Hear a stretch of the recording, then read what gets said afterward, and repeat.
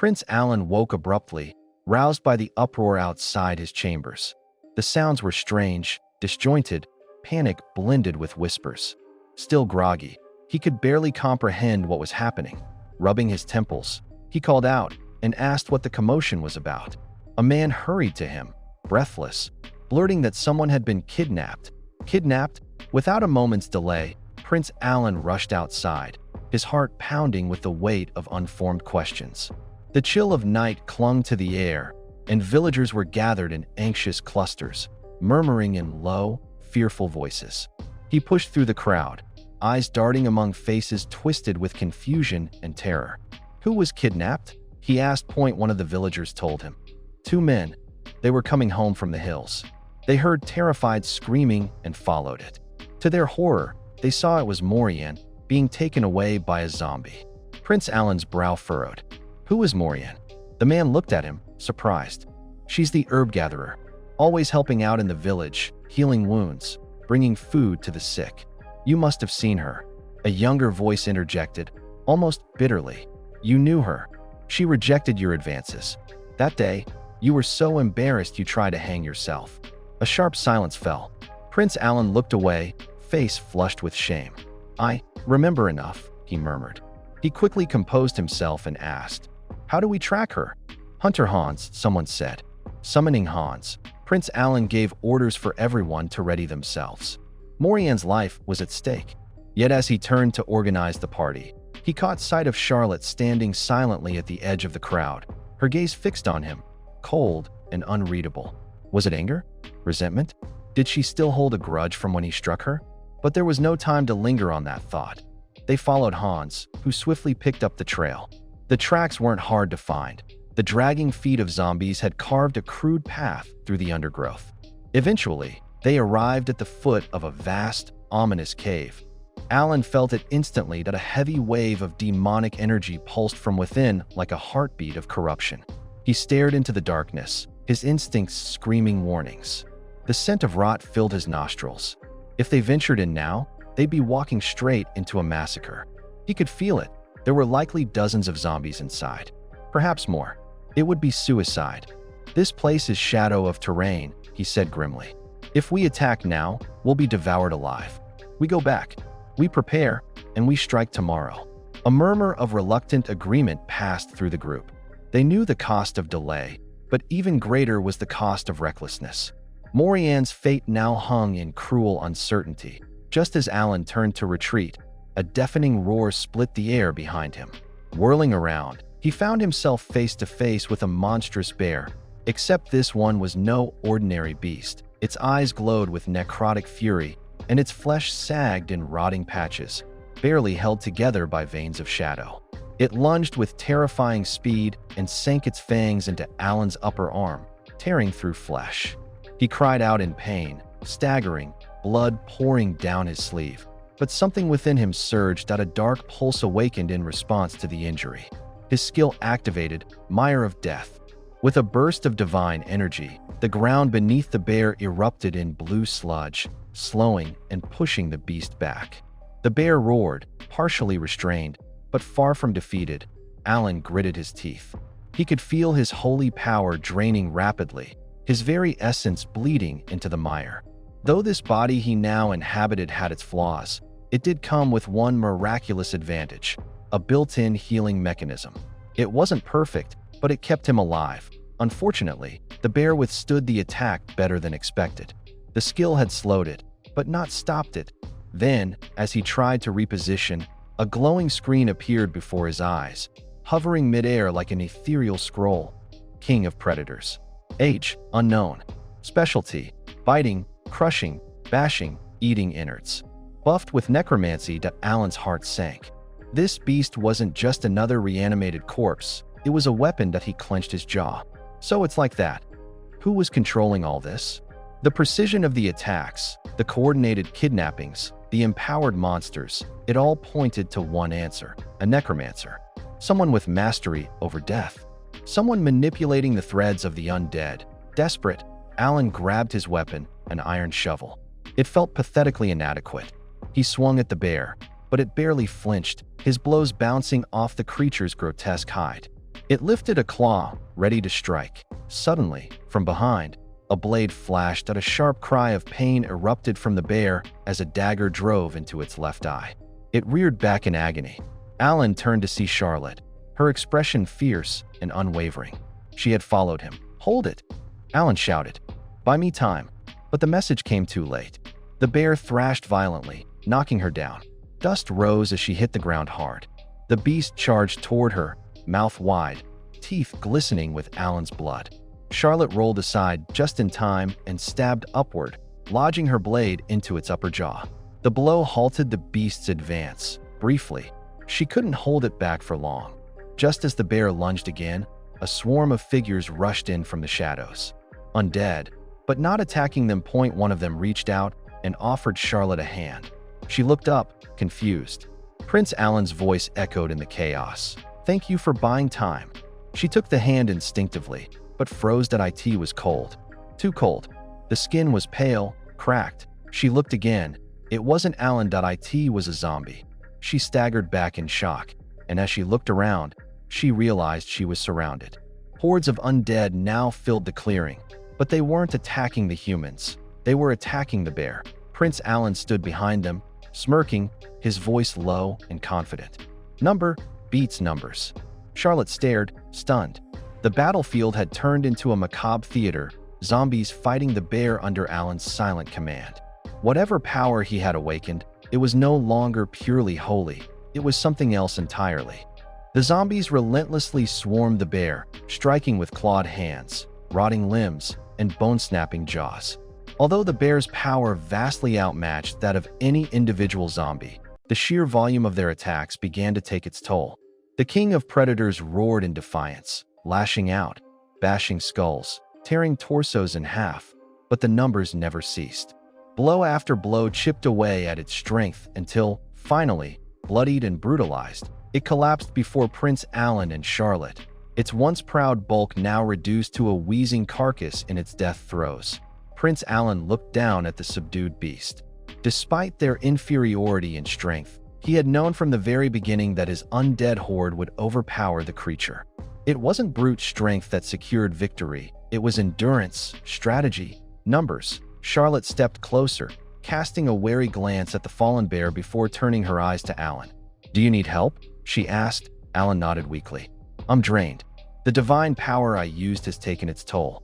As she moved to support him, he couldn't help but wonder, why was she here at all? Was she here to attack him? Spy on him? Or something else? Yet her hand was firm around his waist, her shoulders steady beneath his weight as she helped him limp away from the battlefield.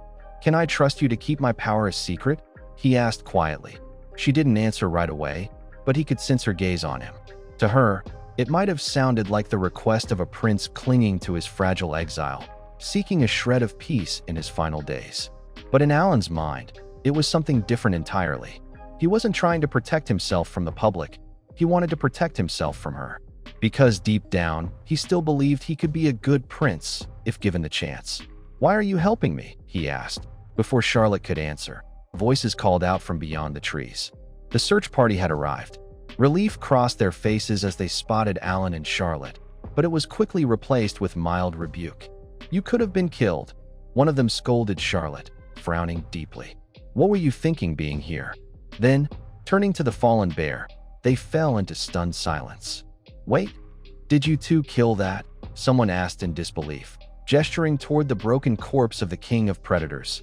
The question didn't require an answer. The scene spoke for itself. Alan, however, had other thoughts swirling in his mind. By now, that Morian girl must be dead, he mused coldly. We should just leave. Yet something gnawed at him, a curiosity that wouldn't rest. He had to know, who was the necromancer behind the scenes? Who had unleashed this bear? It wasn't just a roadblock, it was a warning, a guardian, placed to keep them away from something or someone. We brought all the essential supplies, someone from the group said. We can search the cave now. Without delay, the group moved into the cave, deeper into the dark. Soon, one of the scouts called out. We found her. She's tied up at the center. Everyone rushed forward. At the core of the cave, bound and bruised, was the girl they had been looking for, or so it appeared. Morian, But as Prince Alan stepped closer, something caught his attention. It wasn't the bruises. It wasn't the ropes. It was her eyes. They shimmered, twinkled, like tiny stars, unnatural in their radiance. Then, as if responding to his suspicion, a translucent screen opened before his eyes. Morgan age, 63 specialties, seduction, necromancy, dissection, curses, assassination status. Extremely agitated, his heart skipped a beat. No one else saw the screen. Only him. Without hesitation, Alan raised his shovel and brought it down. He had aimed to strike her on the edge, just enough to disorient. But the blow landed harder than he intended. The thud echoed through the cavern. Gasps rippled around him. The others stood frozen, horror-stricken. "What are you doing?" someone shouted. "Why would you hit her?" "She's not Morian," Alan said coldly, shovel still in hand. "You can't see what I see. She's Morgan, 63 years old, and a master necromancer. She's been playing us from the beginning." Still tied, Morgan looked up, her voice weak but deliberate. "How could you say such a thing?" she whimpered. "I was dragged here, tortured by the necromancer. You're making a mistake." Alan wasn't swayed. He pulled out a crystal vial, holy water, glistening with divine light. "This," he said, holding it aloft, "melts the bones of necromancers. To others, it's a powerful healing elixir." His voice dropped to a whisper as he stepped closer. "Let's find out which one you are." Morgan's eyes widened. "You would waste something so precious on me?" He brought the bottle to her lips. "If it's truly precious, then why wouldn't you drink it?" Silence reigned in the cavern. Charlotte watched closely, her eyes flicking between the trembling woman and the unwavering prince. The others dared not interfere. Something had shifted in Alan, something far deeper than suspicion. It was certainty, and the truth was about to reveal itself. Morgana stared at Prince Alan with narrowed eyes, her thoughts spiraling. How could he see through my mask? For over a year, she had lived among them, deceived them, played her role as the kind-hearted herbalist without even the slightest suspicion. No one had ever questioned her until now. What kind of skill does he possess? What sort of cursed or divine sight lets him pierce through illusions crafted by the darkness itself? Prince Alan stepped forward and knelt before her, the holy water still in his hand. His voice was low, laced with royal authority and venom. "How dare you reject what the prince himself offers? Do you think you can insult royalty and walk away unscathed?" The moment those words left his mouth, Morgana's expression twisted. The facade crumbled. With a flick of her wrist, she knocked the bottle of holy water from his hand, sending it crashing against the ground. Its divine liquid hissed as it touched the cave floor. Shadows surged around her, and in the same breath, she summoned her undead. "You think you're clever, Prince," she spat. "I was planning to deal with you after the wave of death, but it seems you've shortened your own time.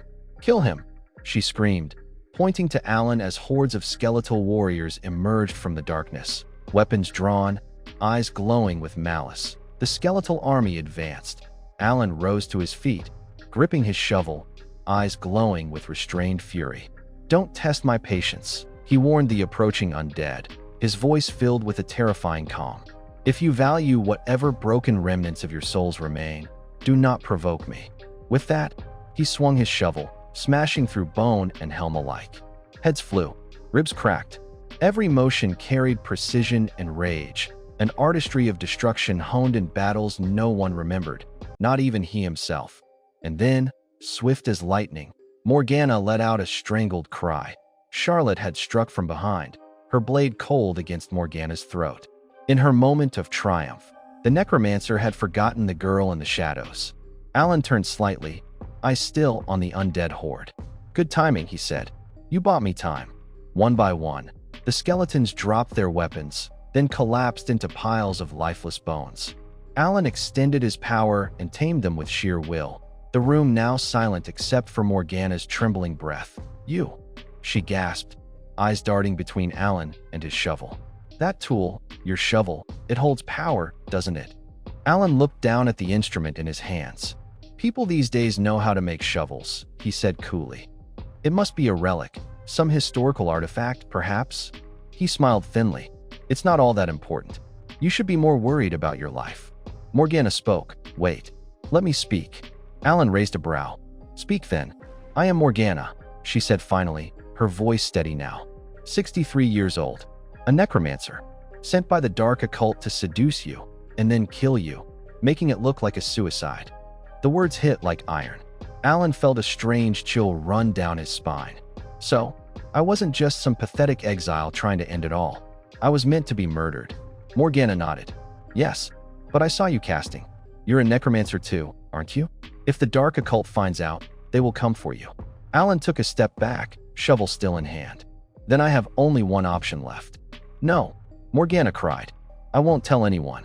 Spare me, I beg you. But Alan's expression darkened. It's not up to me anymore. You've cost too many lives. Let the people decide. He turned to the villagers who had followed him into the cave. What shall we do with her? A grim murmur spread, until one spoke the words they all seemed to share. She deserves a painful death. Leave her in the wild. Let the beasts feed on her until she turns into one of her own creations. The sentence hung in the air like a death bell. Morgana's face turned pale. Alan didn't speak. He only gathered her blackened books, volumes on forbidden rituals, soulcraft, and undead dominion. He would take them with him. Perhaps they would help him understand this dark power that had begun to awaken within. Later, back at the inventory, he laid the books out before him. The scent of old magic hung around the parchment. One title caught his eye, Power Struggles and Dark Thrones. As he flipped through its pages, he remembered Morgana's last words. She was going to take care of him after the wave of death. The thought gnawed at him. Who had sent her? Could it be his brothers? He was royalty, after all. Being a prince didn't just come with privilege, it came with peril. Betrayal, politics, assassinations. He clenched his jaw. If someone wanted him dead before the wave of death, then whatever that was, it had to be connected to his future and his bloodline. He opened another book, its pages lined with notes on spirit communication and necromantic invocation. If Morgana's books could help him unravel the mysteries surrounding his own cursed power, so be it. He would not go into the storm blind. Across the room, Charlotte sat on one of the back benches of the inventory hall, lost in thought. Her gaze drifted to Alan, her mind heavy with memory. She thought of his transformation after the suicide attempt, how something inside him had changed. He had once mocked her size, yet now, he was always the first to enter battle, the last to retreat, whether against beasts or zombies. She remembered what the villagers had told her, how he had buried her parents with his own hands when no one else would. She owed him more than she could put into words. And yet, he was clearly surrounded by danger. She picked up a worn book titled The Royal Swordplay. The leather cover smelled of dust and time. If I'm going to protect him, I need to be strong enough to stand beside him. Her grip on the book tightened. The glorious prince, to cross the room, Alan paused. He had heard her whisper, the glorious prince? He repeated in his mind, a rare emotion flickering across his face, shock, and something else, hope. Prince Alan turned another brittle page, eyes narrowed as he read the contents of Morgana's ancient tome. A chill crept down his spine, not from the cold air of the cathedral, but from the dark knowledge now laid bare before him. The text revealed the harrowing truth behind the wave of death. Zombies, he learned, were merely the first phase as their decaying flesh rotted away. The corpses evolved into skeletal warriors. If any remnants of flesh or magic remained, they transformed again into Dullahans, headless knights of deathly silence and brutal strength. And if those Dullahans absorbed enough demonic energy, they would eventually become vampires, cunning, powerful, and near immortal. The more evolved a creature became, the more intelligent and dangerous it grew. And all of them shared a singular instinct, the need to dwell in lands saturated with demonic energy, which accelerated their evolution. Warm places rotted their flesh too quickly. The cold, however, preserved and empowered them. That was why they flocked to spiritual lands, regions of great mystic turbulence and dark energy. And it was exactly why, on December 25th, the day the demon King Amon was slain, thousands of the undead surged toward one such place to evolve and to harvest life. That massacre, etched in blood and fire, became known as the Wave of Death, and now, it was returning. Morgana hadn't just planned to kill him. She had intended to cast him into the heart of the next wave, leaving him to be torn apart by evolving monsters. Alan shut the book with a heavy sigh, his thoughts spiraling. Nearby, Charlotte walked in quietly to retrieve a book from one of the lower shelves. He watched her for a moment, noting how diligently she had worked by his side. She wasn't just organizing books. She was cleaning the cathedral, preparing meals, and managing small tasks without ever asking for anything in return. And all of it, for free. He couldn't understand why she remained. But now that she'd been adopted by Grill, the humble farmer, she finally had a place to call home. That meant she would be leaving soon. Grill, naive though he might be, was a good man. Charlotte would be safe with him. While Alan mulled over these quiet thoughts, the heavy wooden doors of the cathedral swung open. Soldiers in gleaming blue armor marched in, their boots echoing on the stone floor. The leader among them stepped forward and removed his mask. A glowing window appeared in Alan's view. Harmon Dian, age 33. Vice Captain of the Holy Knights, specialties, sword techniques of the Holy Emperor's House, blessing, Heim's favor. Harmon didn't bother with formalities. You're the one who captured the witch Morgana? He asked directly. Alan blinked. No pleasantries, no bow, no respect for a banished prince. Suppressing his irritation, Alan answered calmly. Yes, I was the one who captured her. Another soldier stepped forward, scanning the cathedral with narrowed eyes. Judging by the scene here, it looks like a battle took place. But a third soldier waved off the comment, suggesting they not jump to conclusions. Harmon pressed on. Is it true that a farmer named Grill killed 30 zombies and threatened the witch with holy water? Alan hesitated. He didn't want to reveal his powers, not yet. So he chose the lie that had already begun to spread among the villagers. Yes, Grill did it. The scene was so terrifying, I fainted the moment I saw it. The soldiers exchanged skeptical glances, but said nothing. What happened to the witch? Harmon asked next. She was executed by the villagers, Alan replied. They took her body and discarded it into the wilderness. And the books? Morgana's books are classified as arcane contraband. They must be confiscated by the state. Alan kept his expression blank. The books were, in fact, already in his inventory, but he had no intention of handing them over. I assumed the villagers burned them. They were dangerous, after all. Harmon studied him, but said nothing. Instead, he retrieved a small pouch from his belt and handed it to Alan. 80 gold coins. The bounty for capturing Morgana. You should share it with the villagers who helped. Alan accepted the pouch with a nod. Of course. Harmon stepped back. Then our business is nearly done. There's only one last matter. You're coming with us. Alan's brows furrowed. Coming with you? I'm already in exile. Is this some form of super exile? Harmon didn't smile. The wave of death is imminent. You're a prince. Whether banished or not, your safety is now a priority. We've been assigned as your personal guards. Alan blinked, surprised. So, someone still cares whether I live. Where are we going? Ronia Fief. Alan raised an eyebrow. That's a half-day's ride from here. We're just moving from one spiritual land to another. What's the point? Ronia is a fortress, Harmon said. It houses soldiers, prisoners, and strongholds. It's one of the few places equipped to survive what's coming. Alan's eyes narrowed. Then, you expect a lot of deaths. Harmon gave a grim nod. You guessed correctly. You're not being taken to hide. You're being taken to perform funeral rites. The air grew heavy. Alan stared down at the pouch of gold in his hand, then back at the cathedral, the place where Charlotte had cleaned and lived, where Morgana had nearly succeeded in her plot, where death had nearly claimed him once more. Funeral rites? He let out a bitter chuckle.